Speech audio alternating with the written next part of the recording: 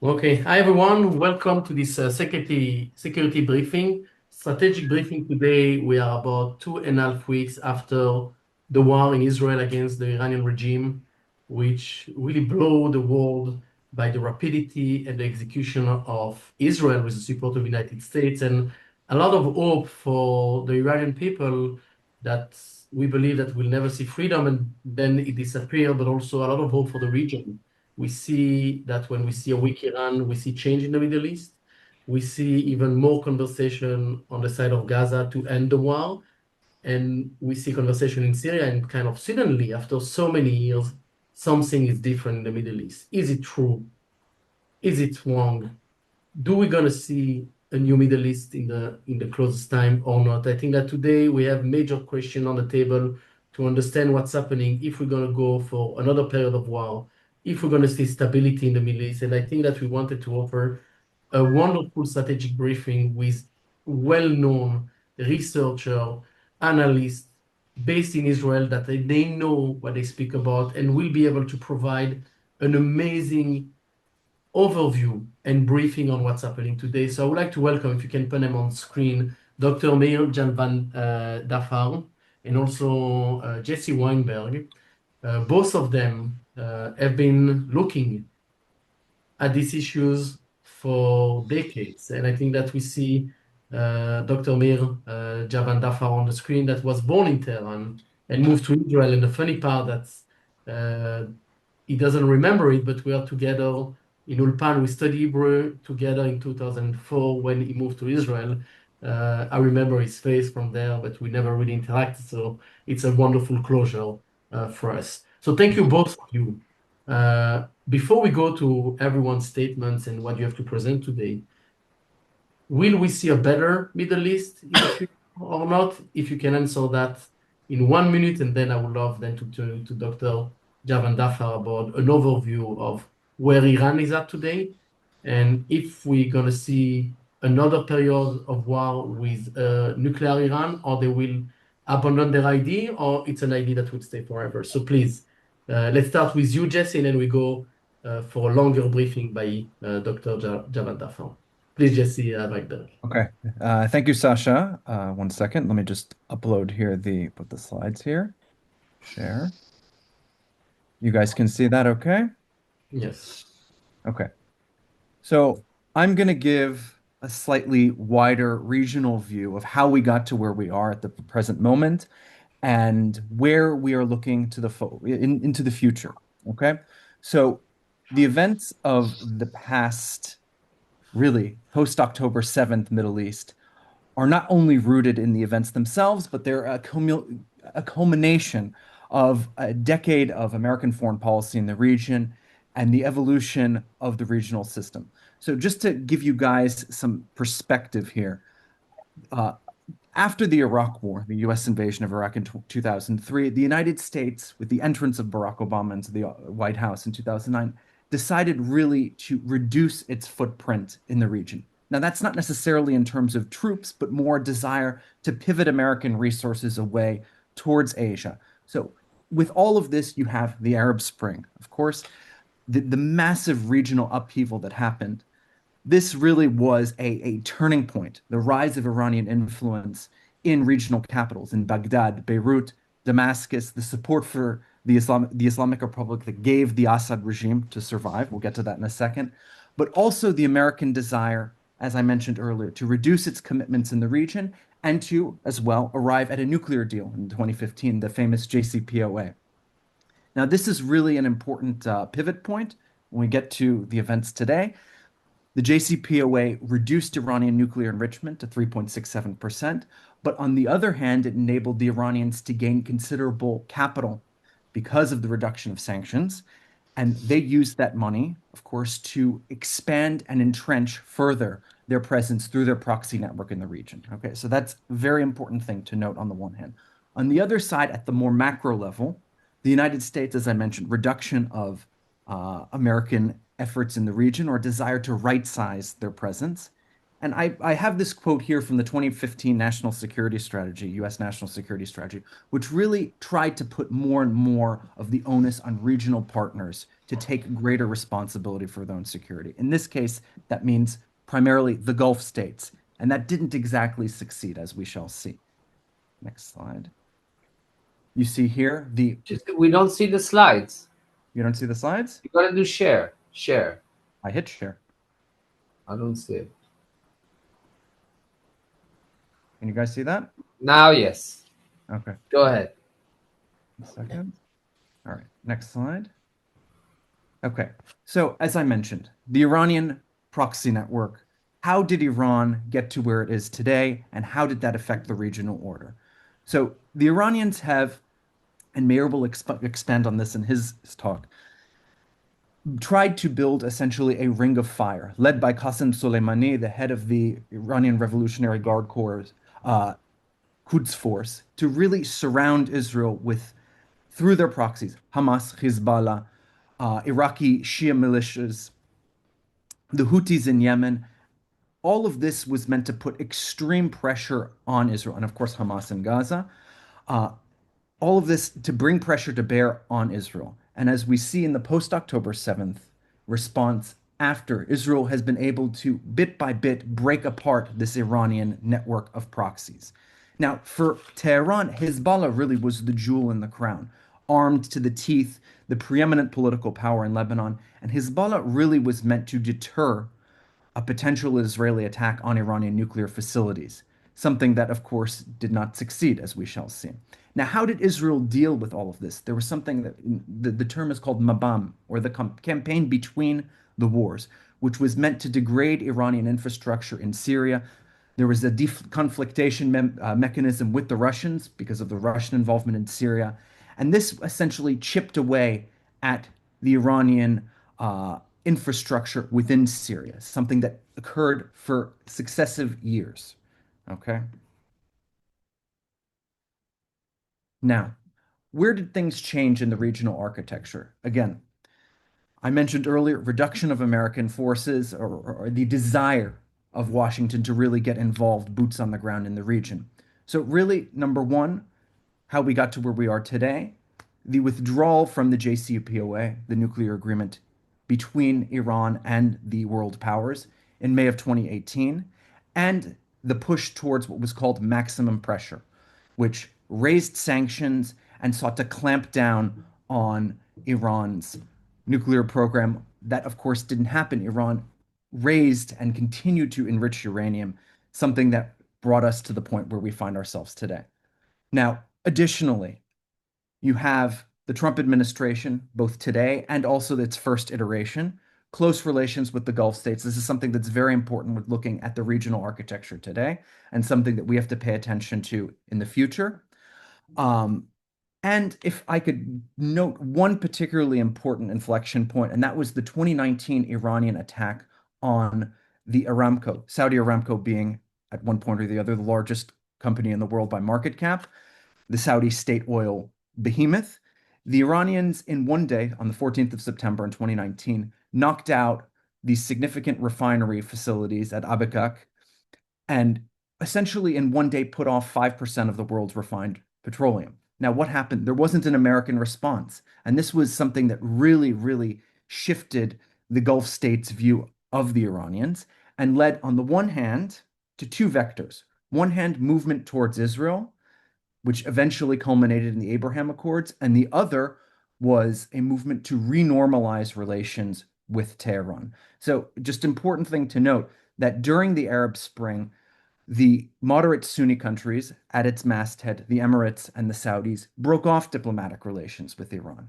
Now, following all of this process of essentially realignment and regional détente, they reopened their embassies in Tehran and vice versa in March of 2023. So this is a really important thing to look at. And when we look at the regional response to Israel's attacks, and you see the reactions of the Gulf states, they are, of course, afraid of a potential blowback by Iran and want to focus more on rebuilding and investing more at home as opposed to directly challenging Iran. So it's important to look at the historical context here.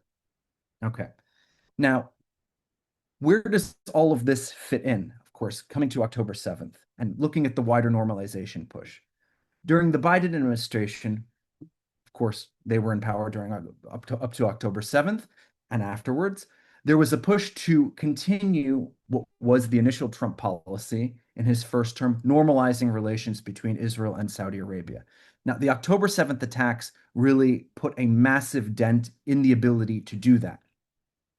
What eventually the Biden administration sought to do was to tie the Israeli military response in Gaza, the decapitation of Hamas, and also other military actions in the region to building a more sustainable regional architecture that would integrate Israel together with the moderate Sunni states as a bulwark against Iran. To that point, of course, that hasn't succeeded, although we are now starting to see the movement under the Trump administration to try and push forward and do that.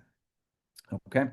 And another important component in all of this was the Saudi desire to institutionalize a security framework with Washington, together with a normalization with Israel. This is something, again, that we need to look at in the future. What will be the terms of Israel's relations and normalization with the Saudis?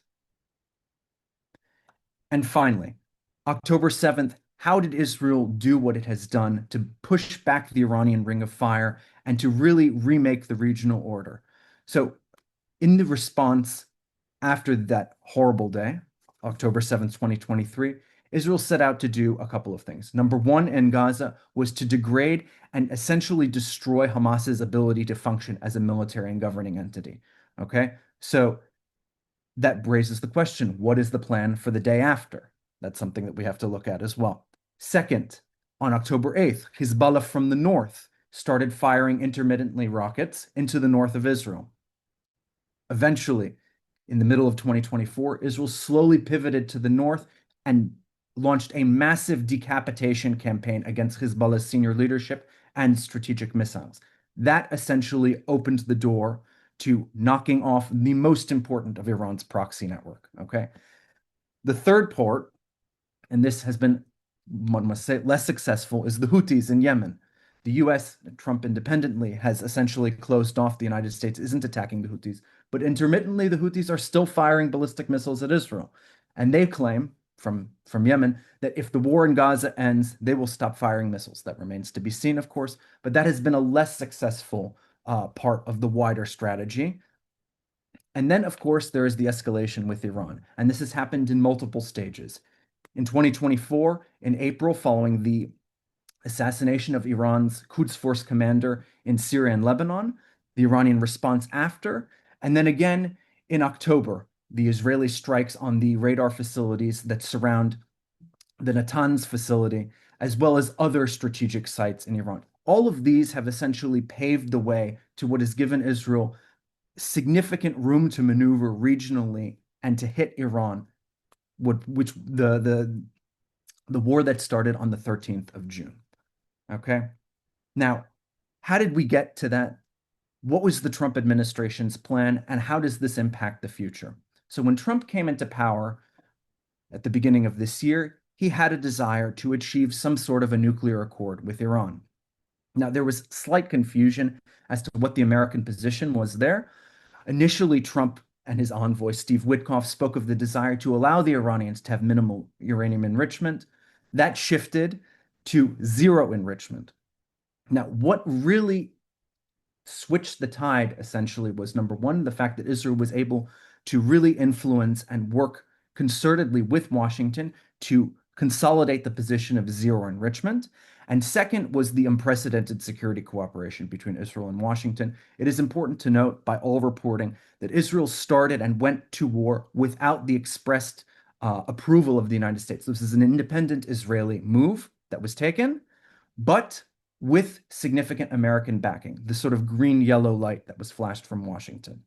And that's a very important thing to note. It's something that Washington, particularly with Trump's business-minded instincts, values, that Israel is able to fight and act on its own in accordance with his own interests. Okay, and here's my last slide here, and then looking forward to passing the baton to my colleague, Meir. So what has essentially happened now? Israel has broken the Iranian Ring of Fire. That massive decapitation blow on Hezbollah led to the fall of the Assad regime in Syria.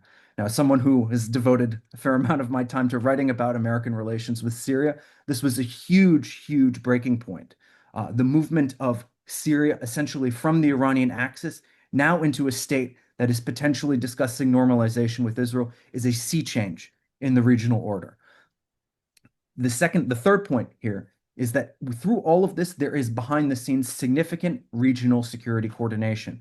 The regional air defense network, which was built, started when Benny Gantz was defense minister and has continued, really has served as a game changer in Israel's ability to intercept strategic missiles, ballistic missiles from Iran. This is something that, if it can be institutionalized further, also a very important point. The Palestinian issue, that still has not gone anywhere. At the end of the day, the price for normalization with Saudi has gone up. I think this is something that we have to take into account, that the Saudis, particularly because of the Arab Street is something that is certain, that weighs on the calculus of Mohammed bin Salman, that there needs to be some movement on the Palestinian issue, some sort of a horizon. And then finally, and we can, of course, discuss this more in questions, what is the path forward for Iran's nuclear program? There are differing assessments as to how much damage has happened. Okay, you have Trump on the one hand who says total obliteration, others who have said nothing has happened.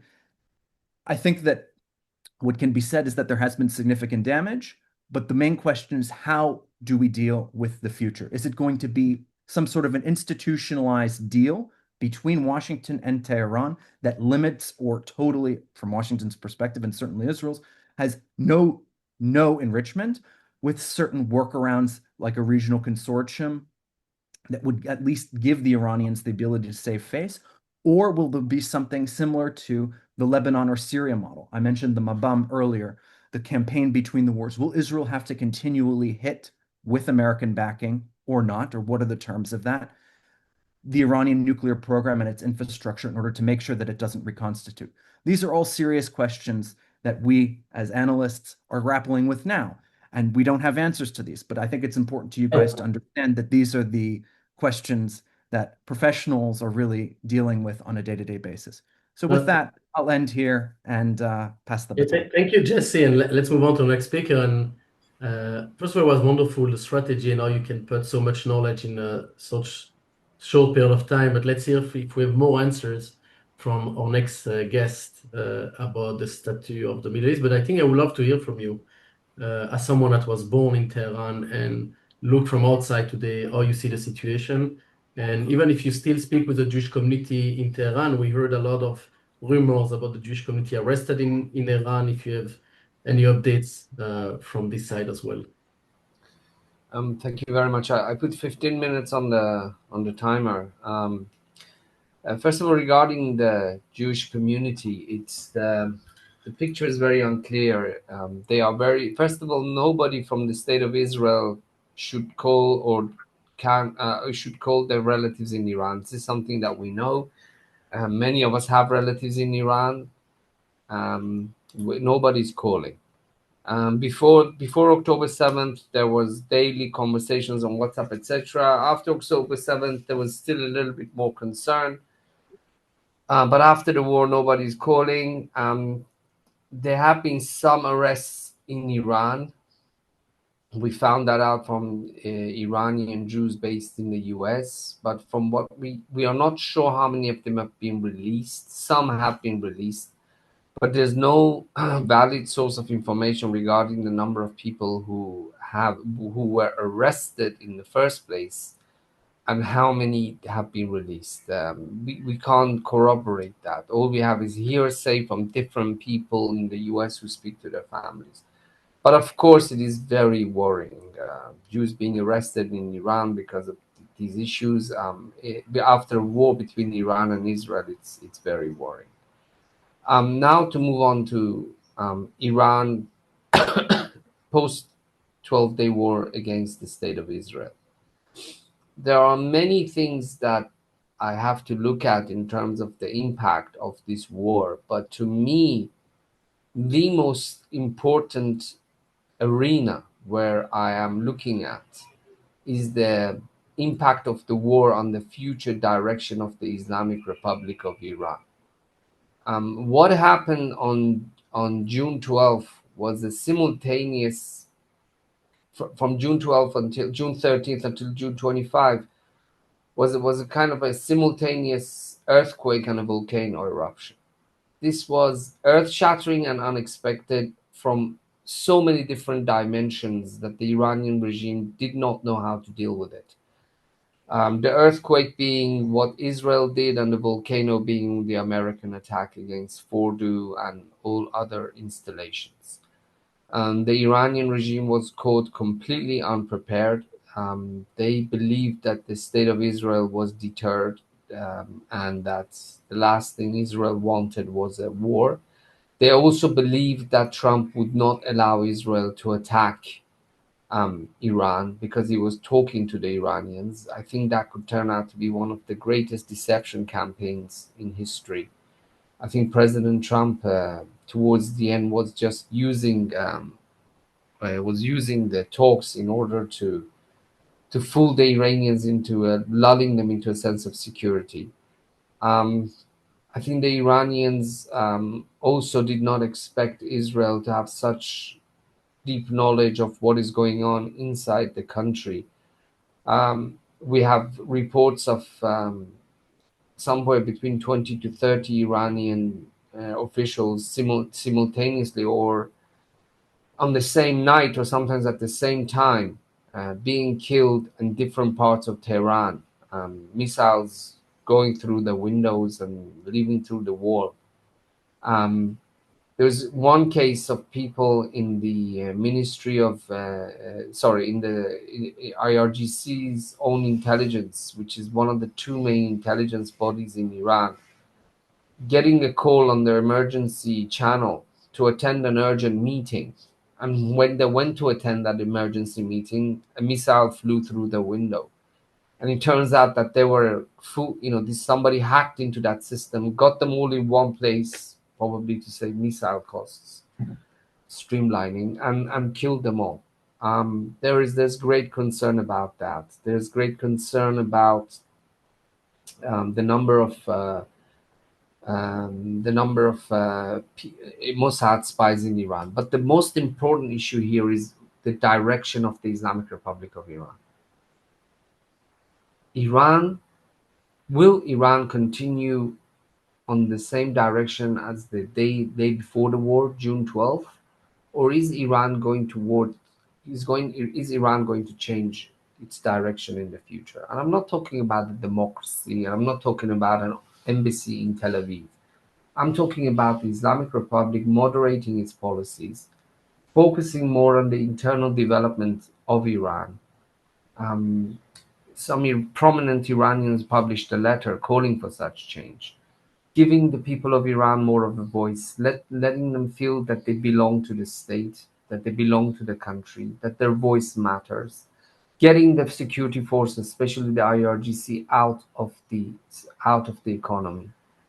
Because the regime suddenly has discovered that the people of Iran, before the war, the regime was going against their wishes. One of the chants of the people of Iran was no to Gaza, no to Lebanon, my life for Iran. And Khamenei called these people, basically dismissed them. But now suddenly we hear an eruption of nationalism in Iran, something that the regime tried to avoid in the past. It more highlighted the religious character of Iran, but now suddenly the nationalistic character of Iran is being highlighted, something that is very, very powerful among the people of Iran. So there are people saying, okay, we didn't overthrow the regime during the war as the Israelis and the Americans wanted us to. We rallied around the flag. So now the regime has to listen to us. Now it is our turn. If the regime wants Iran to be rebuilt and to be strong against foreign aggression, then the regime should come to us. The regime should listen to us. So there are people in Iran, and also the president, Pezeshkian, who wants to change the Islamic Republic, the direction of the Islamic Republic, because he sees the economic challenges, the severe economic challenges that it faces. Also, there are people in Iran who see the MAGA wing of President Trump's party as an opportunity that is not to be missed. They believe there are people in the United States who view Israel in the Republican Party, the MAGA wing, people like Tucker Carlson, who see Israel as an obstacle to U.S. interests, and this provides Iran with an opportunity to reach out to the United States and to reach a deal with the United States over the head of Israel, something that meets also Iran's interests, but something that also will isolate Israel in the United States, something that the Iranians will have wanted to do for a long time. So which direction will Ayatollah Khamenei go? Will he continue with the June 12th policies of the Islamic Republic, or will he use the opportunity of President Trump and those in the United States who want better relations with Iran, especially the MAGA wing, and the crisis that Iran faces economically, and change? Decide that this cannot continue economically, we cannot go on with the power cuts, with the high inflation, with the currency tanking, and also we have an opportunity to get out of this. There are people in America who want to talk to us. Which one will he choose? And I cannot tell you. But what I can tell you, the fact that he's facing these choices is unprecedented. He has not been pushed. He has not been pushed to make such changes. He has not been pushed to make such changes since the JCPOA. And one thing I can tell you about Ayatollah Khamenei, the same with Khomeini also. They don't like to make difficult choices until the knife is on the neck and the blade is starting to penetrate into the skin. They leave these decisions, they leave, and the country bleeds, and the regime bleeds, and the prices go up, but the price of indecision goes up and up and up and up to this point. Until it's here, they don't like to make a decision. This is this is a big characteristics of both supreme leaders of the Islamic Republic of Iran. Ayatollah Khomeini was given an opportunity, the war finished in 88, was given an opportunity in 82 to finish the war. Saddam Hussein offered to withdraw to Iran and Israel, both countries to withdraw to their borders, and the Saudis were going to compensate Iran for the losses. Some people said 25 billion, others said 50 billion. He said no, and continued with the war, and Iran was losing most of the operations against the Iraqis. If you look at the wars, I don't want to go into the historiography of the war. And people were saying all the time, Iran is losing in this war. We have to make a decision. We have to reach a ceasefire. And he insisted, no, I want to continue until Saddam is overthrown. And at the end, in 88, the losses became so great that he had to make a decision, something which he likened to drinking from a chalice of poison. The same with the JCPOA. They had an opportunity in 2009 with President Obama to reach a nuclear deal. President Obama offered the Iranians, let them have 25% enrichment in Iran. They could have kept 25% of the enriched uranium at low level in Iran. He said no. And the consequences of that was Iran became more isolated. The economic costs went up so much that the JCPOA came and said, excuse me, you can only now keep 3%. From 25% went to 3%. And from 2009 to 2015, Iran paid tens of billions of dollars, if not hundreds, in terms of the cost of sanctions. I can give you more examples. Maybe we can talk about it later on. I've got 5 minutes on the clock. But what I know about Ayatollah Khamenei, he doesn't like to make decisions. Difficult decisions. Making difficult decisions quickly are not his trademark. And this is something that will determine the future of the Islamic Republic of Iran in the region, which affects us in Israel, with regards to its nuclear program, which also affects us in Israel, and also the direction of the Islamic Republic of Iran towards the people of Iran. 88 million people who live in Iran. The world has the world's second largest oil reserves, second largest gas reserves, fourth largest oil reserves. They live in misery. They live in electricity cuts every day almost. And the pollution is so bad, they have to close schools. I can give you the litany of the crisis. You have a drought, a huge drought. People are taking water illegally from wells around Tehran, and that, when you take out the water from underneath the ground, that leads to subsidence. There are parts of Tehran that are subsiding. Tehran's old airport, Mehrabad, area around it is subsiding. Other parts of Iran is subsiding. Khamenei knew about all of this. He didn't do anything on it. Now that Israel is attacked, he has to make a decision. And if he goes towards the people of Iran, that will be good for the state of Israel. Because the people of Iran want to focus on their country. There are people in the US who are against forever wars. There are also people in Iran who are against forever wars. The difference is that the regime, the Islamic Republic, since 1979, has created more enemies than ever for the people of Iran, unnecessarily, than any other regime in Iran's recent history.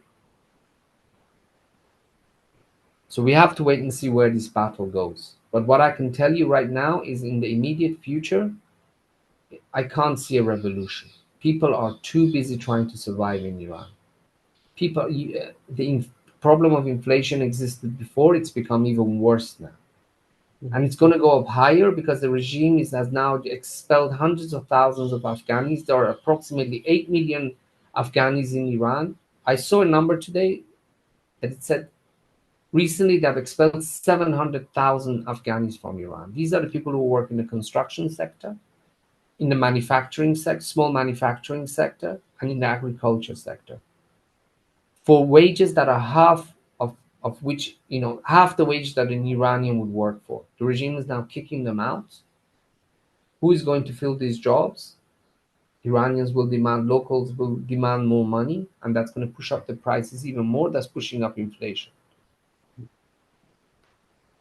We have to wait and see. This is the most interesting issue. The battle for the future of the Islamic Republic of Iran commenced on the 13th of June. It wasn't just the battle for Israel to degrade Iran's nuclear infrastructure and Iran's military infrastructure. It's the battle for the future of the Islamic Republic of Iran. And this is something that I'm keeping an eye on, and anybody who wants to see the future of Iran in this region should keep an eye on. But for now, the regime has been weakened. It is purging people. It's executing a large number of prisoners. There could be more on the way. The regime is in shock. Ayatollah Khamenei disappeared. This was very humiliating for a leader who portrayed himself as a revolutionary, not a diplomat. He made fun of Americans. He said, "Oh, Bush went into hiding after September 11th." Mr. Khamenei, for more than 2 weeks or 3 weeks, was nowhere to be seen. And this is where the future of the threat posed with Iran lies. What decision will Iran's leadership follow as a consequence of that war? Yes. 15 minutes, 4 You're seconds. great. Mayor, you are great, very interesting, and I think you answered one of my questions. It was, will we be able to see a revolution in Iran in the near future? And your answer was no. And I would like to Not in the immediate term, not in the immediate term, Sacha. Maybe in 6 months, maybe in a year, but right now, no. Unlikely. I hope I'm wrong and we all go back to Tehran next year. We have a meeting. I love to ski in Iran. I heard there was wonderful mountains there. But like the call of today is also about the conversation from Tehran to Gaza. And I would love to hear your thoughts, Jesse, on the impact of the war on Gaza. And if we're going to see a different Gaza to be not supported by the Iranian regime as it has been until today, will Iran focus on itself and less on the proxies that have been destroyed? That will lead to another path for the Middle East and Israeli-Palestinian conflict. What are your thoughts on that? I think that's an excellent question. I think that, as Meir rightly pointed out, I think that the Iranian attention, at least at the moment, is turned more inward. I think that the efforts right now, certainly in Israel, in front with the Trump administration, to try and achieve some sort of a ceasefire in Gaza, whether it turns to be a 60-day staged event or something that becomes more long-lasting, and the potential for some sort of a replacement for Hamas with an Arab interim force, or what exactly the framework of what that will be. I think that, again, is a significant loss to the Iranians, undoubtedly. Hamas was a significant part of that wider proxy network. It's important to note to the viewers, by the way, that there was a period where Hamas actually was not in contact with Iran, by the way. During the Arab Spring, Hamas was actually based in Damascus. Hamas opposed the Assad regime. It wasn't until Yahya Sinwar came to power, 2017, 2018, that Hamas actually shifted back again to being aligned with Iran. And then those connections and relations only deepened over the successive years. And the successive Iranian funding for Hamas really gave them the tools to achieve, in their estimation, the successes of October 7th, which was something that really happened under Israel's nose. So I think the paradigm, Iran, the amount of money that they spent on the proxy network, it's important to note that the windfall from the JCPOA, some estimates have it between 50 to 100 billion. Meir can probably expand on this as well. A lot of that money didn't go internally into Iran. It went to subsidizing and expanding Iran's regional networks, and also to lining the pockets of many of the IRGC officials and people close to the regime who were connected within the wider military economic complex in Iran. So I think that this really is a key question. The other question at the more macro level, if it's important to kind of take a slight zoom out, is Iran is, of course, part of, I'm not going to say a wider network, but Iran has deepened its relations with Russia as well. This is something that I noted it earlier in my brief talk, in my brief remarks, but the Iranians are in close concert. It's an open question to what degree the level of the support is between Moscow and Tehran. I would argue that the Iranians are far more supportive to the Russians than the Russians are to Iran. But there's the question of what outside influence will impact Iran.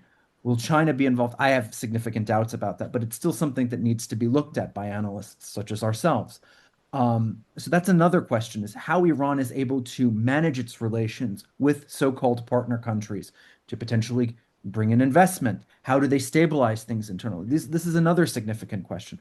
But I think, to go back to your original point, I think that most of the efforts will be, at least in the short to medium term, focused inward. And it's important to note, by the way, they don't have that significant core base of support in Syria. That's gone. Hezbollah, this is another important point.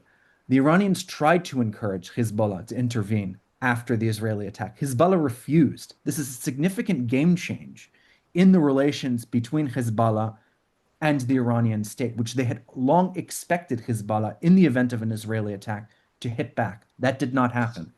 So again, these are all very important points that I think we have to take into account. And we have to be honest with ourselves that we don't have all the answers. There are a bunch of different trajectories. No, we don't have all of them, and I would like to go back to Meir, and with another country that hasn't been mentioned a lot, also in the north border of Israel, which is Lebanon, home base of Hezbollah that disappeared.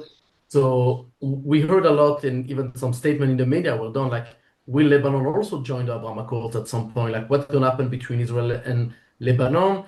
That officially Israel and Lebanon are the stage of war until today. So, Meir, in your opinion, with a weaker Iran, and a weak Hezbollah, will we see a change also in Lebanon, in your opinion? How long is for answer? For each answer, how long do I have? You have 3 minutes. We Iranians work with centrifuges. You have to know how long you have to enrich, how many spins. First and foremost, when we talk about Iran, ladies and gentlemen, let's not forget, in terms of Hamas, let's not forget Qatar. Qatar is a very important country. The support that Al Jazeera gives to Qatar cannot be matched by Iran. That's an incredible resource.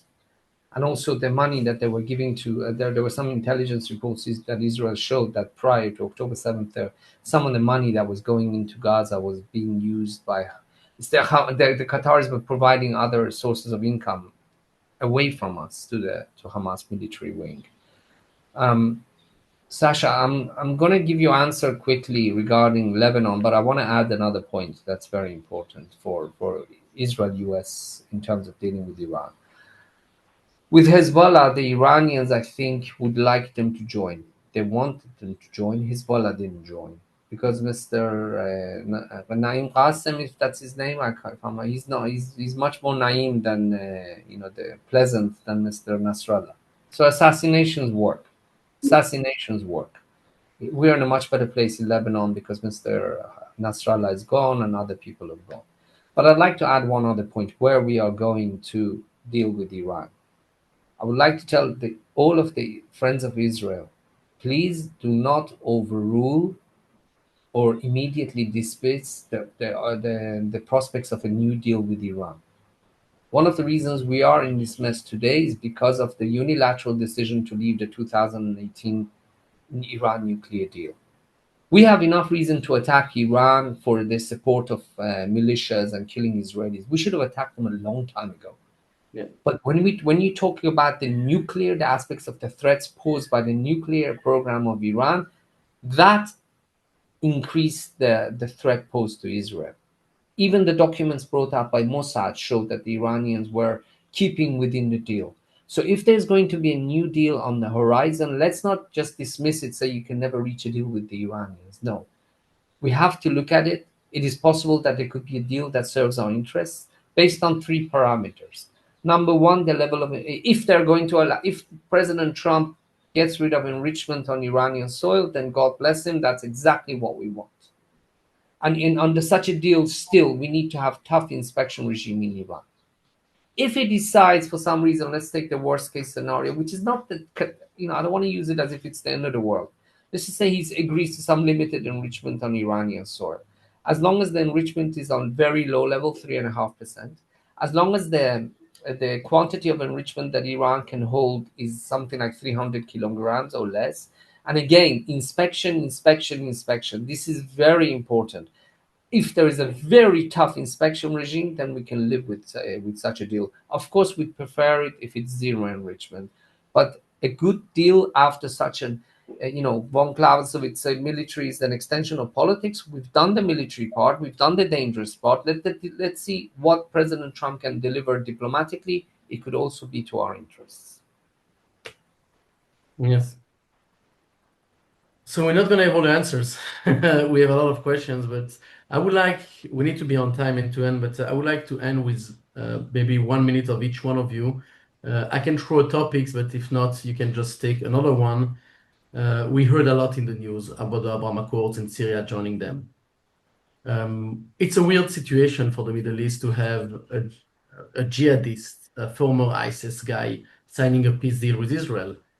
Is it possible that such weird reality will be a part of our history? Jesse, maybe you go first, as this Syria is your field of research.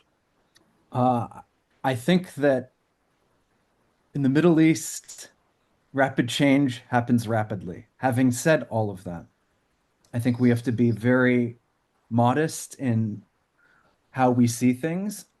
First of all, from the Syrian perspective, Syria, after over a decade of civil war, also is looking, and I think Jolani has done a very smart move on this part, is seeking to balance relations between Turkey on one hand and also gaining investment from the West. This is something that he's managed to do deftly. I think that Israel needs to be modest. We have to take things step by step. Perhaps in the mid to later term, there will be some sort of a peace agreement. I think it certainly stands. It can very well happen. First things first, though, I think Israel, of course, has a military presence in the Syrian Golan, pushing towards Damascus and the Jabal Druze. Some sort of security cooperation, institutionalized cooperation. I think those are the first steps, and that seems to be where things are heading at the moment. I think it's important to take those mechanisms and then push forward. So step by step, and perhaps we will get to that final proper normalization with Damascus. Yes, thank you. Maybe final words from you, Meir, to close your presentation today. I think we should improve. It's incumbent upon us to work with President Trump on Iran. We should have all eyes on Iran in terms of what they are doing in regarding the nuclear program and the missile program, which are very of crucial security importance for the state of Israel. And looking ahead in terms of strengthening Israel and strengthening ourselves domestically and internationally, we must finish the Gaza war, bring all the hostages home.